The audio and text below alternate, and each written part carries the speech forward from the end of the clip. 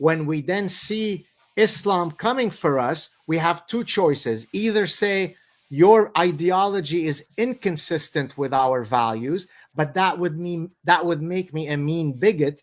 So it is much better to be suicidally empathetic, because that way you could decapitate me, but at least I knew that I wasn't bigoted.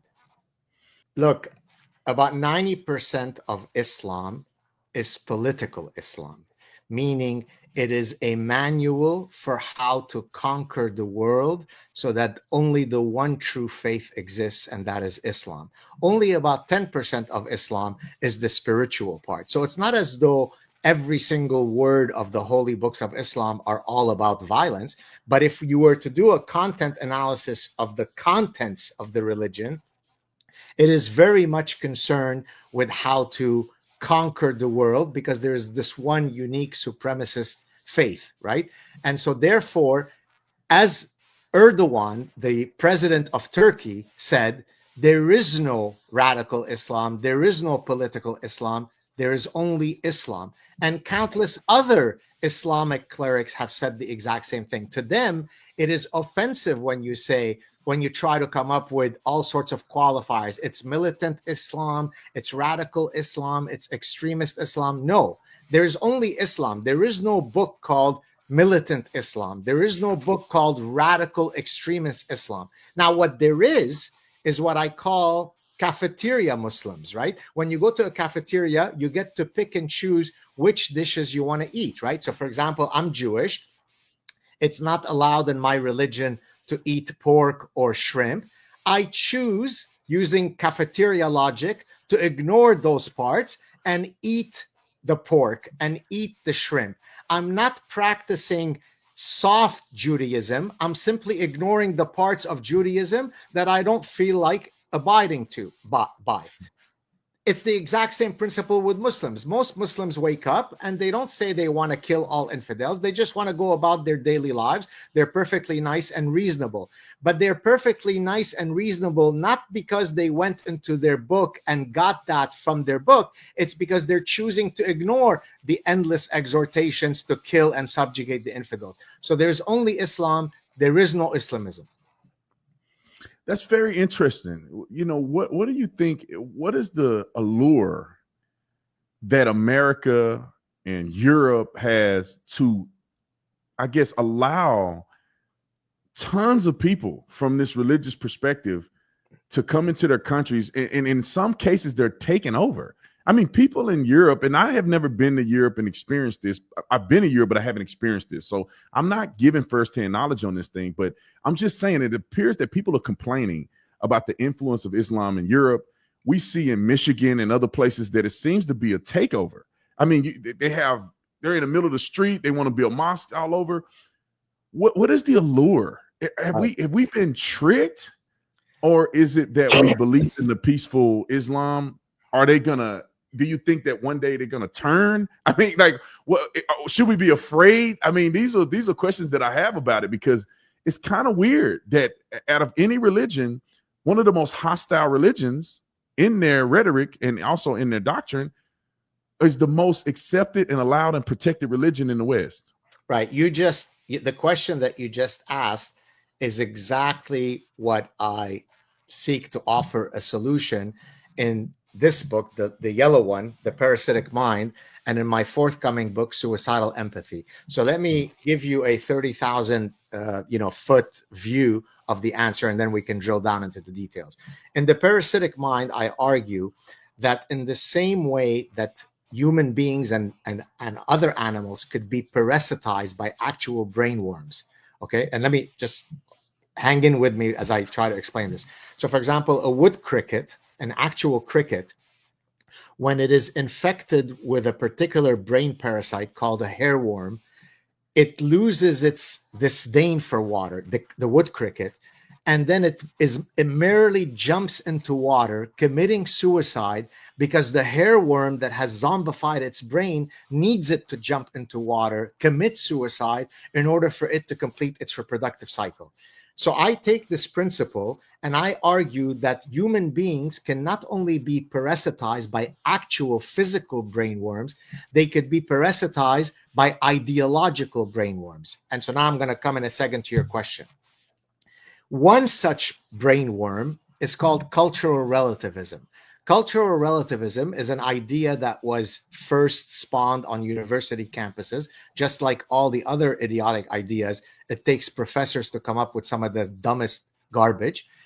So cultural relativism says it is imperialistic of you to judge how other cultures organize their societies. If another culture wants to cut off the clitorises of 5-year-old girls, who are you, racist, to judge them?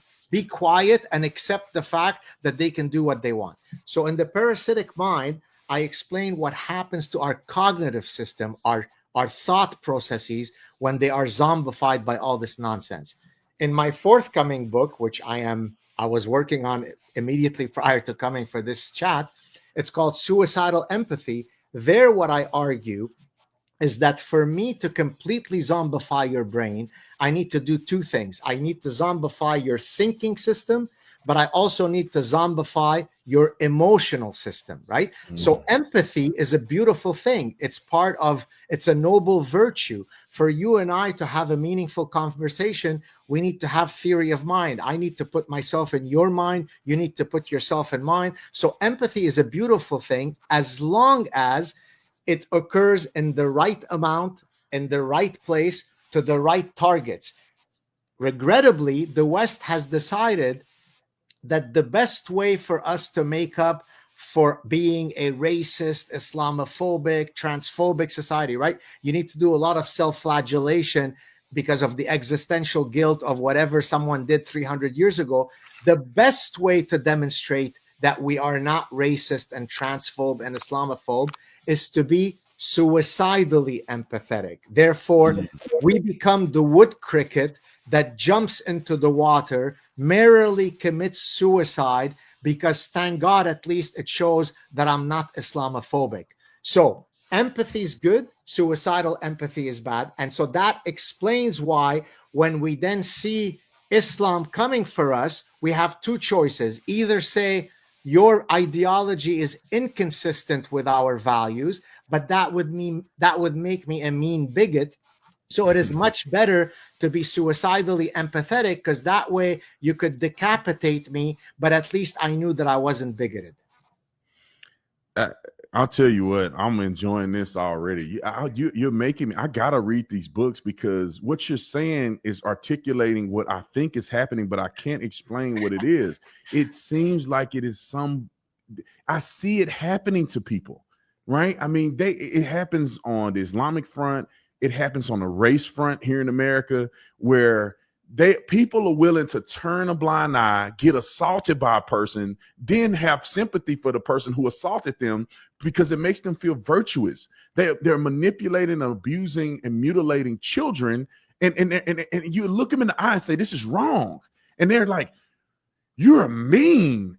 I'm a mean for trying to protect children for irreversible surgeries is insane. Well, and Doctor, I want to talk about this, because this is another, and like, I don't know where you stand on this, but I respect your opinion enough to, even if you disagree with me on this, I respect it, because it will probably make sense. I see that there's a slight brain rotting in wormage that's going on in the minds of people as it relates to Israel for some reason. I think that it's okay to criticize Israel and the war in Gaza. And if people don't like the tactics or whatever, it makes sense to me to have a conversation and critique. But to flat out call it a genocide, to flat out say that the campaign is to murder babies, it seems almost as if it's explaining kind of what you were talking about, is that suicidal empathy to really to no end. What's your thoughts on that? Do you think that it's related to the Israeli conflict, or do you think I'm completely missing it? No, definitely, orgiastic Jew hatred is a form of parasitic thinking, right? Because it's completely illogical, right? So, and I know that you know this already, but I'm going to put it in the framework of my wood cricket, framework. if I am a queer person, more power to me. That's great. But then if I'm a queer person, would it make more sense for me to support Tel Aviv, which is one of the most queer friendly cities in the world, right? Short of New York, short of Montreal, short of San Francisco, Tel Aviv probably ranks in the top 5 most socially liberal places for queer people. Or does it make sense if I'm queer to do hashtag queers for Palestine, where, by the way, they've come up with a really 100% effective conversion therapy. It's a gravity-based conversion therapy. We throw you off the building with your head first, and as your brain splatters on the pavement, you're cured of your queerness. Well, if I am a wood cricket, then I go queers for Palestine. Let's suppose I'm a feminist. I'm a woman who supports sexual liberation. Should I be for Israeli society where the women are fully sexually emancipated? Or should I be for Gaza society where if one hair sticks out of my hijab or niqab, I might be stoned to death? Well, of course, I am, hashtag for women's of Gaza. And so that's exactly why I use the paradigm of neuroparasitology, because the only thing that could explain such departures from reason is when your mind has literally been zombified by these ideological brain wars. Nothing else could explain this, right? Look, Jews, if you just look at the number of Nobel Prizes, Jews make up an astounding minuscule number of people on earth, yet roughly 25% of Nobel Prizes have been granted to Jews, right? So to your first question, when you asked about Islam versus Judaism, you named the medical advancement, the academic advancement, the philosophical advancement, and there's probably some Jew that's behind it, which, by the way, paradoxically, to your point, is precisely why people hate the Jews so much. Thomas Sowell, whom I presume you know who he is, he's one of my, intellectual idols. When he was asked, what would it take for people to stop hating Jews? He paused and said, they'd have to fail, right? Because there's nothing that upsets me more than to see those obnoxious Jews always succeeding in life, right? And as we know from psychology, there's something called the self-serving bias. The self-serving bias is the following. I attribute successes internally and I attribute failures externally. So if I did well on the exam, well, that's because I'm smart and I studied hard. But if I did poorly on the exam, that's because Dr. Saad is an asshole who's mean, right? So therefore, it's an ego defensive strategy. It allows me to navigate through the world, always attributing my successes to me and failures to the outside world. Well, imagine if now I've got the ultimate explanation for all my failures. You know who it is? It's the Jew. Your wife cheated on you? Well, who controls pornography? It's the Jews. She probably watched porn, and that's what put the idea of her to sleep with the gorgeous Greek gardener. It's raining outside. Who controls the weather? It's the Jew. Your business didn't work out. Who controls banking? It's the Jew. So it becomes a beautiful and elegant way for me to explain all of the failures, both individually and collectively. So I'll give you an example from the Middle East. You probably didn't know this. Did you know that when outside of there's a place in Egypt called Sharm el-Sheikh, which is in the Red Sea. It's a beautiful tourist area. A few years ago, there was an attack of sharks in that area, which ended up really affecting tourism in that area. Do you know what the Egyptians concluded from all that? It was Zionist sharks. It turns out, by the way, you can just Google this, right? I mean, you don't have to believe what I'm saying. So I'm Jewish, but I didn't know that we are so diabolical that we're able to train sharks to uniquely attack tourists in Egypt so that we could destroy their tourism. But when you are parasitized by Jew hatred, you get Zionist sharks. Now I know that you explaining, and I'm glad we agree on this, because it's rare to find people that understand this clearly. I don't understand why the hatred, you said is jealousy. People literally think that Jews run America. They literally have every ailment in America is because of the Jews. They did 9/11. Yep. They did World War II and World War I. I heard somebody say that they're committing the genocide in Palestine.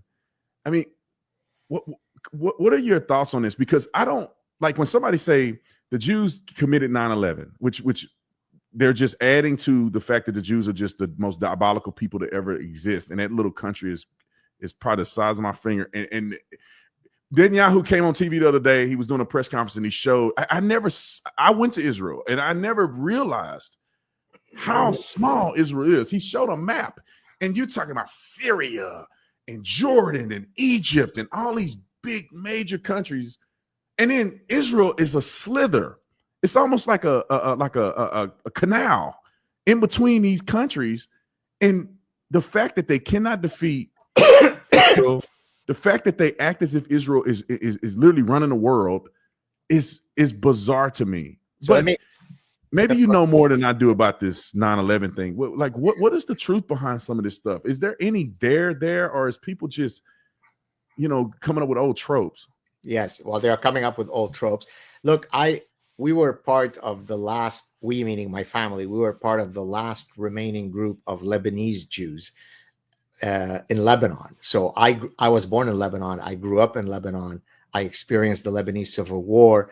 Arabic is my mother tongue. That's why it becomes very difficult to delegitimize me, right? Because I can quote all the stuff for you in Arabic, right? If you say what I say, well, you're just some bigot from the United States. But if I say it, it's going to be harder for you to delegitimize me if Arabic is my mother tongue and I grew up there. So let me reiterate for all your viewers and listeners. Islam is a supremacist religion. It says that the world must be fully and wholly Islamic. Islam is also binary. Let me explain what that means. In Arabic, I'm going to say them in Arabic and then I'm going to translate. There are two camps in the world. There is Dar al-Islam and Dar al-Harb. Dar al-Islam means the house of Islam. Dar al-Harb means the house of war. Why am I saying this? Any land that is currently not under Islamic rule is under the dominion of House of War. So the United States is under the House of War. Any country. So right now, for example, the OIC, the Organization of Islamic Cooperation, is a collection of 56 Islamic countries. Each of those 56 countries, once upon a time, had zero Islam. But after 1400 years, we have 56 countries that are Islamic. Now, another important point. Any country, any territory that has ever been under Islamic rule, but then is lost, must be reconquered. You follow? Mm-hmm. So, for example, when jihadists say, we must reconquer Al-Andalusia. Al-Andalusia is an area in today's Spain. Well, in the olden days, that area was ruled by the Moors, an Islamic conquering people. Well, then Spain, Christian Spain, regained it. But according to Islamic logic, once something becomes Islamic, it could never revert to not being Islamic. So that little land that Netanyahu showed you, that little sliver, that little canal, to the extent that once upon a time it was under Islamic rule, it is an existential affront for those Jews to now be dominating that land. It is against our theological teaching that it should be Jewish. This is why Egypt used to be completely Coptic Christians many hundreds of years ago. Today, it's only 10% Coptic. What happened to the Copts? Iraq used to have a huge Christian community. Now they're no longer there. What happened to Iraqi Christians? What happened to Syrian Christians? Iran used to be non-Islamic. It used to be Zoroastrian and Baha'i. Now it is an Islamic country. So Islam conquers places. The quicker the United States and the West realizes this, the better off we'll all be. It's 2025. America's debt is over $37 trillion, and the dollar just had its worst crash since 1973. That puts your savings and your family's future at risk. That's why we trust Alpha Omega Gold, a company that stands unapologetically with Israel and supports Stand Tall Israel. Visit ao.gold/stand to claim your free precious metals wayfinder guide or call 1-855-426-4653 today. Protect your future before it's too late.